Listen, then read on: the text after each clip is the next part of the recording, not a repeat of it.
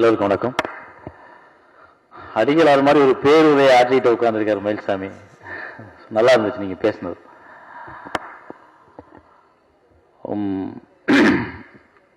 எத்தன் வெற்றிமாறன் சொன்ன மாதிரி நசீர் அவர்களை எனக்கு முதல்ல ஆர்டிஸ்ட் கதை சொல்ல போயிட்டு அந்த கதையை அவர் கேட்கிறப்ப தான் எனக்கும் பழக்கம். அப்படி நிறைய பேருக்கு அந்த அனுபவம் இருக்குன்னு நினைக்கிறேன். அதனாலதான் அவர் நல்ல கதைகளை தேர்ந்தெடுக்கிற ஒரு சிறந்த தயாரிப்பாளராக மாறி இருக்கான்றது அந்த அனுபவம். நிறைய பேருக்கு நிறைய ஆர்டிஸ்டுக்கு சொல்ல போன கதைகளை அவர் கேட்டதுனால நசீர் தயாரிப்பாளர் இல்ல ஒரு ஆர்டிஸ்ட் மேனேஜர் இருந்தவர் இல்ல ஒரு கம்பெனியில தயாரிப்பு நிர்வாகி இருந்தவர் அப்படின்றதெல்லாம் தாண்டி ஒரு நல்ல மனிதர், பழகுவதற்கு ரொம்ப இனிமையானவர், மென்மையானவர், அழகானவர். அந்த வகையில் அவர் எனக்கு ரொம்ப பிடிக்கும். நிறைய நாள் பேசியிருக்கோம், நிறைய டைம் பழகியிருக்கேன். அவருடைய முயற்சி ரொம்ப பாராட்டத்தக்கதா இருக்கு. அதை எடுத்த உடனே தடால்னு அகலக்கால் வச்சிடாம மெதுவா நிதானமா சின்ன சின்ன பட்ஜெட்ல நல்ல நல்ல படமா பண்ணன்ற முயற்சி இன்னைக்கு சினிமாவுக்கும் ஆரோக்கியமானதும் கூட. ஸோ அந்த வகையில் நசீரோட உழைப்பும் சரி அவருடைய முயற்சியும் சரி ஒவ்வொரு முறையும் ஜெயிக்கும்ன்ற நம்பிக்கை இருக்கு. இந்த திரைப்படம் கடன் சம்பந்தப்பட்டதுன்னு நினைக்கிறேன். கடன் பட்டார் நெஞ்சம் போல் கலங்கினான் இலங்கை வேண்டான்னு சொல்லுவாங்க. கடனை அதை விட அழகா சொல்லிடவே முடியாது. ஆனா அந்த படத்துல சுரேஷ் அவர்கள் அந்த கடன் பற்றிய வாழ்க்கையை சொல்லும் பொழுது ஒரு படத்துக்கு ஒரு ஒரு அட்டாச்மெண்ட் இருக்கணும், நம்ம வாழ்க்கையோட ஏதாவது ஒரு வகையில சம்பந்தப்பட்டிருக்கணும். அப்படி பார்க்கும்போது இன்னைக்கு இந்தியாவில் கடன் படாதவங்களே கிடையாது. ஸோ எல்லாருக்குள்ளும் இந்த படம் ஏதாவது ஒரு பாதிப்பை ஏற்படுத்துன்ற ஒரு விஷயம் இருக்கு. இங்க உட்கார்ந்துருக்க எல்லாரும் சரி, நானும் சரி, இன்னைக்கும் கடனாளியா இருப்பேன் ஏதோ ஒரு வகையில. ஸோ கடன் அப்படின்றது ஒரு அழகான சப்ஜெக்ட். அதுக்குள்ள பூந்து விளையாடுறதுக்கு நிறைய இடம் இருக்கு. அது அந்த டைரக்டர் பண்ணியிருப்பார்னு நினைக்கிறேன். கண்டிப்பா அவருடைய முதல் படம் கண்டிப்பா அந்த படம் மிகப்பெரிய வெற்றி அடையணும். ஏன்னா எத்தனையோ ஆண்டுகள் போராடி எத்தனையோ சந்தோஷங்களை தொலைத்து அவர் இயக்குனர் அந்த இடத்துக்கு வந்திருக்கார். அவர் எல் சுரேஷ் அப்படின்னு யாரோ சொன்னாங்க லாயர் சுரேஷ் அப்படின்னு. நான் சொல்றேன், இந்த படத்துக்கு அப்புறம் நீங்க லாபம் சுரேஷ் ஆயிருவீங்க. உங்களுக்கு உங்களை வச்சு எடுக்கிற தயாரிப்பாளர்கள் கண்டிப்பா லாபம் தான் சம்பாதிப்பாங்க. அந்த அளவுக்கு ஒரு நல்ல பேர் உங்களுக்கு கிடைச்சிரும். அது எனக்கு ரொம்ப ஒரு இயக்குனர் முன்னேறதுல ஒரு புது டைரக்டர் ஜெயிக்கிறதுல யாருக்கு சந்தோஷம் ஏற்படுதோ இல்லையோ எனக்கு அவ்வளவு சந்தோஷம் ஏற்படும். ஏன்னா அதுக்கு முன்னாடி உள்ள போராட்டத்தின் வழி எனக்கு தெரிஞ்சதுனால. அதே மாதிரி நசீர் அவர்கள் இந்த திரைப்படத்தை இங்க ஆரம்பிக்கிறதுக்கு முன்னாடி அந்த கட் அவுட் எல்லாம் கீழே படுத்திருந்துச்சு, என்னன்னு தெரியல. ட்ரெய்லர் போட்டாங்க, சாங் போட்டாங்க, அப்புறம் அந்த கட் அவுட் எல்லாம் நிமிந்துச்சு. பார்த்தா எல்லாம் பணம். ஸோ பயப்படாதீங்க நசீர், இந்த கட் அவுட் எல்லாம் நாளை கட்டுக்கட்டா உங்க வீட்டில் பணமா மாறப்போகுது. அந்த பணம் உங்க வீட்டில் குமிய போகுது. நீங்க இந்த கட் அவுட் எல்லாம் பத்திரமா எடுத்து வச்சுக்கோங்க. வர்ற அத்தனை 1000 ரூபாய் நோட்டுக்கு நான் அடிக்கி பாருங்க, கிட்டத்தட்ட ஒரு 10 அடுக்கு மாறும்னு நினைக்கிறேன். அவ்வளவு பணம் உங்க வீட்டில் கொட்ட போகுது. எங்க நசீர்? கண்டிப்பா நசீர். ஏன்னா உழைக்கிறவன் முன்னேறணும், நேர்மையா உழைக்கிறவன் முன்னேறணும். அதான் வேணும். நீ நேர்மையா உழைக்கிறீங்க, நீங்க கண்டிப்பா முன்னேறணும். அநியாயம் சில சமயத்தில் ஜெயிக்கும், ஆனா நிலைக்காது. ஆனா உண்மை தோக்கும். ஆனா ஒரு நாள் பயங்கரமா ஜெயிக்கும். அந்த பயங்கரமா ஜெயிக்கும் போது இந்த பொய், இந்த பித்தலாட்டம், இந்த அட்டகாசம், இந்த அதிகாரம் எல்லாம் ஆடி போயிடும். ஸோ டோன்ட் வரி, நீங்க ஜெயிப்பீங்க. இந்த படத்துல வேலை பார்த்திருக்க டெக்னீஷியன் அத்தனை பேருக்கு என்னுடைய வாழ்த்துக்கள். தாஜ்னூரோட 2வது படம் நினைக்கிறேன் நான். ஸோ 2 படம் பண்ணியிருக்கீங்க. இன்னும் சிறப்பா பண்ணி ஒரு மிகப்பெரிய அந்தஸ்து உங்களுக்கு கிடைக்கணும். உங்க குருநாதர் மாதிரி நீங்களும் நிறைய விருதுகள் அடையணும். விமல், எனக்கு அவரை பசங்கள்ல ரொம்ப பிடிச்சு போச்சு. ரொம்ப யதார்த்தமான, ரொம்ப இயல்பா நம்ம பக்கத்து வீட்டில் பழகிற மாதிரியான ஒரு முகம். அதுக்கடுத்த படம் களவாணியும் ரொம்ப சிறப்பாக பண்ணியிருந்தார். இந்த படத்துலையும் பார்க்கும்போது ரொம்ப அழகா இருக்கு. இந்த ட்ரெய்லர் பார்த்தாலே கண்டிப்பா ஒரு வாரம் தியேட்டர்ல முதல்ல ஃபுல்லாயிடும். ஏன்னா அவ்வளவு நகைச்சுவை இருக்கு படத்துக்குள்ள. போனா சிரிச்சுக்கிட்டே இருக்கலாம் அப்படின்னு தோணுது. அதை சொல்ற டயலாக் எல்லாம் ஃபோர்ஸா திணிக்காம ரொம்ப யதார்த்தமா பேசுறதா இருக்கு. எனக்கே இங்க உட்காந்து பார்க்கும்போது தோணுச்சு நம்ம கூட படம் எடுக்கும் போது டயலாக் எல்லாம் கொஞ்சம் அட்வைஸ் பண்றோம், அதெல்லாம் கொஞ்சம் குறைச்சிக்கலாம். எவ்வளவு யதார்த்தம் எழுதியிருக்காரு. அட்வைஸே மனுஷனுக்கு தேவையில்லை இனிமே. ஏன்னா அவனுக்கு புத்தி நிறைய வந்துருச்சு இல்லையா? இதுக்கு மேல பேசினா ஏதோ ஆபத்தான இடத்துக்கு போயிடுவேன்னு நினைக்கிறேன். வேண்டாம். அதனால படம் வெற்றி அடையணும். இதுல வேலை பார்த்த அத்தனை பேருக்கும் நல்ல வாழ்க்கை கிடைக்கணும், சந்தோஷமா இருக்கணும். இண்டஸ்ட்ரி வளரணும், இண்டஸ்ட்ரி வாழணும். ஒரு இண்டஸ்ட்ரியில சில பேர் வளர்றதுனால எல்லாருக்கும் வாழ்க்கை இல்லை, எல்லாரும் வளர்ந்தாங்கன்னா எல்லாருக்கும் வாழ்க்கை. அதை வரப்போற படங்களுடைய வெற்றி தான் முடிவடைய வைக்கணும். பெரிய பட்ஜெட்ல எடுத்தா தான் அது சிறந்த படம்னு கிடையாது, சின்ன பட்ஜெட்ல எடுத்துறத கூட மிகச்சிறந்த படமா மாறும்ன்றத இந்த எத்தன் ப்ரூவ் பண்ணும். நன்றி, வணக்கம். எல்லாருக்கும் வணக்கம். எனக்கு தமிழ் அவ்வளவு தெரியாது, ஏதாவது தப்பா இருந்தா மன்னிச்சிடுங்க, ஃபர்ஸ்டே கேட்டுக்கிறேன். ரொம்ப சந்தோஷமா இருக்கு, இவ்வளவு பெரிய டைரக்டர்ஸ் இவ்வளவு பெரிய ஆக்டர்ஸ் எல்லாம் இருக்கும்போது இங்க வர்றதுக்கு ரொம்ப ரொம்ப சந்தோஷமா இருக்கு. அண்ட் ஃபர்ஸ்ட் சொல்லணும்னா, எனக்கு இந்த வாய்ப்பு கொடுத்ததுக்கு எல்லாருக்குமே, எத்தன் ஃபேமிலி எல்லாருக்குமே ரொம்ப ரொம்ப thanks. Naseer sir is one of the best producer in Tamil Nadu. எனக்கு ரொம்ப பிடிக்கும் அவரை. ப்ரொடியூசர் அவர் லொகேஷன்ல வரும்போது யாருக்கு எல்லாரும் பார்த்தேன்னா உங்களுக்கு ப்ராப்ளம் எதுவும் இல்லைல்ல, ஓகே இல்லை அப்படி கேட்டு எல்லாருக்கிட்டமே கேட்பாரு. அவர் கூட ஒர்க் பண்ணதுல ரொம்ப ரொம்ப சந்தோஷமா இருக்கு. டைரக்டர் சுரேஷ் சார், அவரு ரொம்ப ஜாலியா இருப்பாரு லொகேஷன்ல. எல்லா சீன் எடுக்கும் போதும் ஒரு ஷாட்டுக்குமே அவர் எனக்கு ஃபுல் ஸ்டோரி சொல்லி கொடுப்பாரு. இந்த சீன் அந்த சீனுக்கு லீடு, அப்போ இது இவ்வளவு நல்லா பண்ணோம் அப்படி. அவர் அந்த சப்ஜெக்ட் எப்படி சொல்லிச்சோ அதுக்கு மேல பெர்ஃபெக்டா வந்திருக்கு படம். அண்ட் ரமேஷ் சார் கேமராமேன், இந்த விஷுவலைசேஷன் ரொம்ப நல்லா வந்திருக்கு, எனக்கு ரொம்ப பிடிச்சிருக்கு.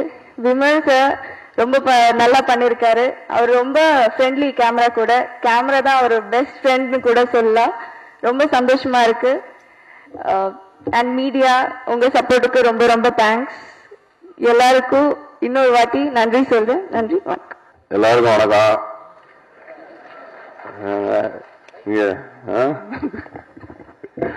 மேடையில் பேச உதறது. இங்க வந்திருக்க பெரியவங்க எல்லாருக்கும் வணக்கம். இந்த படம் வந்து நசீர் சார் தயாரிச்சிருக்காங்க. அவரோட கம்பெனியில 2வது படத்துலயும் நான் நடிக்கிறேன்னு நினைக்கும்போது ரொம்ப சந்தோஷமா இருக்கு. இந்த படத்துக்கும் எனக்குமே நிறைய சம்பந்தம்லாம் இருக்குது. டைரக்டர் வந்து கதை சொல்ல வரும்போது முதல்ல சம்பந்தத்தை சொல்லிடுறேன். நான் வந்து 10th முடிச்சுட்டு நடிப்புக்காக சுத்திக்கிட்டு இருந்தேன். அப்ப நான் ஒரு 2 வருஷமா சுத்திக்கிட்டு இருந்தேன். நான் போனோன்னா வாய்ப்பு கிடைச்சிருந்தேன் நினைச்சேன், கிடைக்கல. 2-3 வருஷம் சுத்தினேன். அப்புறம் வீட்டுல பார்த்தா என்னடா அப்படியே சுத்திக்கிட்டு இருக்க, சைடில் ஏதாவது ஒரு பிசினஸ் பண்ணிக்க, அப்புறம் அப்படியே சினிமாவில் வாய்ப்பு தேடிக்கிட்டே பண்ணாங்க. சரி, எங்க அப்பா மெட்ரோ வாட்டர் கான்ட்ராக்டரா இருந்தாரு. அவருக்கு சைடு பிசினஸா 4 லாரி வச்சிருந்தாரு, சென்னை குடிநீர்னு லாரி, அது ஓடிக்கிட்டு இருந்துச்சு. அப்ப என்னை கூப்பிட்டு, இந்த 4 லாரியை நீ பாத்துக்க, அப்படியே சினிமா வாய்ப்பையும் தேடிக்க, ஏதாவது வந்துடும், ஏன் சும்மாவே சுத்திட்டு இருக்க அப்படின்னாரு. சரி அப்படின்ட்டு நானும் நினைச்சேன், ஆகா ஒரு லாரியை வச்சு 4 லாரியா 40 லாரி ஆக்கி ஒரு பாட்டுல பெரிய ஆளாகிற மாதிரி நம்மளும் பெரிய ஆளாயிருவோம் அப்படின்னு நினைச்சு 4 லாரி 40 லாரி ஆயிரம் தான் நானும் நினைச்சு வந்தேன். கரெக்டா 1.5 வருஷத்துல அந்த 4 லாரி 1 லாரி கூட இல்லாம போயிருச்சு. எல்லாத்தையும் ஊட்டி மூடியாச்சு. அப்பதான் என்னை வந்து நிறைய கடன்காரங்கெல்லாம் தேடிட்டு இருப்பாங்க. நான் வீட்டுக்குள்ளேயே ஒளிஞ்சிருப்பேன். எங்க அம்மாட்ட நான் இல்லைன்னு சொல்லிருங்க அப்படின்னேன்.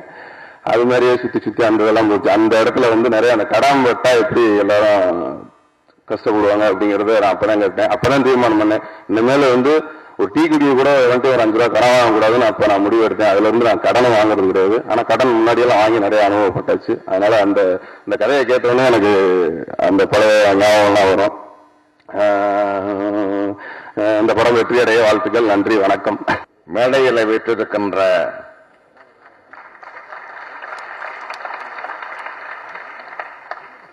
கலைத்துறை வல்லுநர்களே,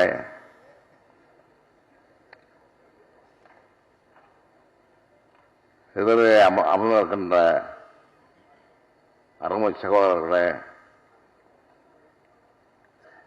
கலைத்துறையைச் சேர்ந்த சகோதர சகோதரிகளே, உங்கள் அனைவருக்கும் என்னுடைய நன்றி கலந்த வணக்கத்தை தெரிவித்துக் கொள்கின்றேன்.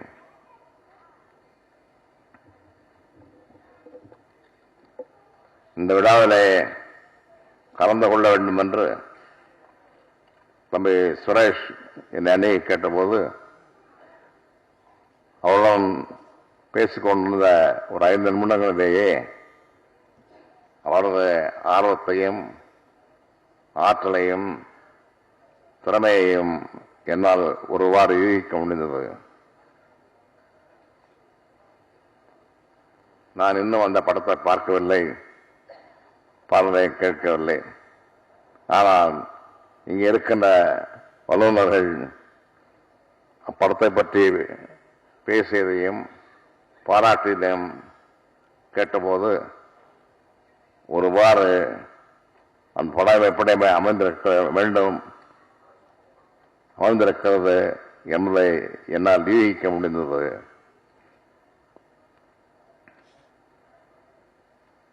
நான் சில விஷயங்களை இந்த இடத்துல இந்த கலை வல்லுநர்கள், முன்னால் வீட்டிருக்கின்ற என் அன்புக்குரியவர்கள் ஆகியவற்றை சொல்லியாக வேண்டும்.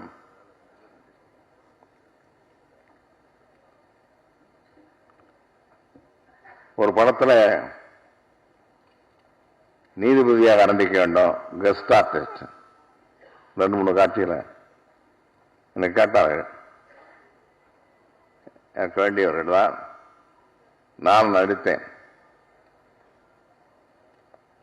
எங்கள் காலத்தில், அதாவது நான், நண்பர் சிவாஜி, அண்ணன் எம்ஜிஆர் போன்றவர்கள் காலத்தில் படப்பிடிப்புகள் நடக்கும். ஆனால் இப்பொழுது படப்பிடிப்பு நடக்கிற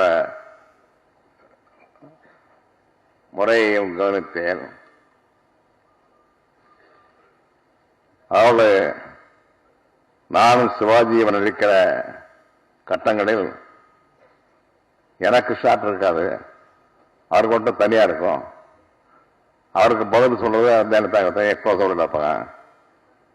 நான் சிவாஜி நடிக்கும் போது அங்கே தான் இருப்பேன், வெளியே போக மாட்டேன். செட்டுக்குள்ள போயாச்சுன்னா வெளியே வரவே மாட்டோம். எம்ஜிஆரும் சரி, சிவாஜியும் சரி, நானும் சரி. மற்றவங்களுக்கு படப்பிடிப்பு நடந்தாங்க அப்புறம் அதை அங்கே உட்கார்ந்து பார்த்து கொண்டிருப்போம். என்னுடைய கருத்துக்களை சொல்லுவோம்.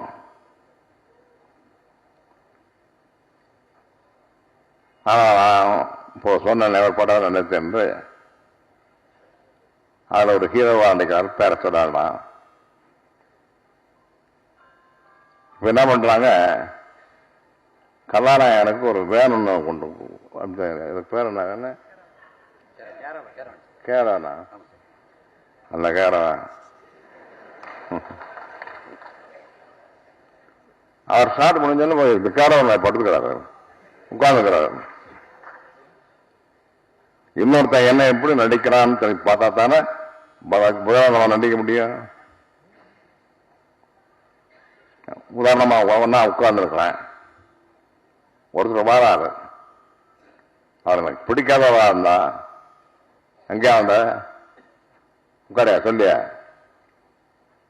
எனக்கு பிடித்தவரா இருந்தா வாங்க வாங்க வாங்க உங்களுக்கெல்லாம் 25 தரலாம். என்ன மட்டும் தனியா உட்கார வச்சு எடுத்தா அவன் நான் எப்படி வரலைக்கிறது, எப்படி நான் எப்படி நடிக்கிறான்னு பார்த்தா தான் பதிலுக்கு நாம நடிக்க முடியும். சிவாஜி நடிக்கும் போது நான் அவரை பார்த்துட்டே இருப்பேன், நான் நடிக்கும் போது என்ன போட்டு போக மாட்டாங்க. நடிப்பு அமையும்.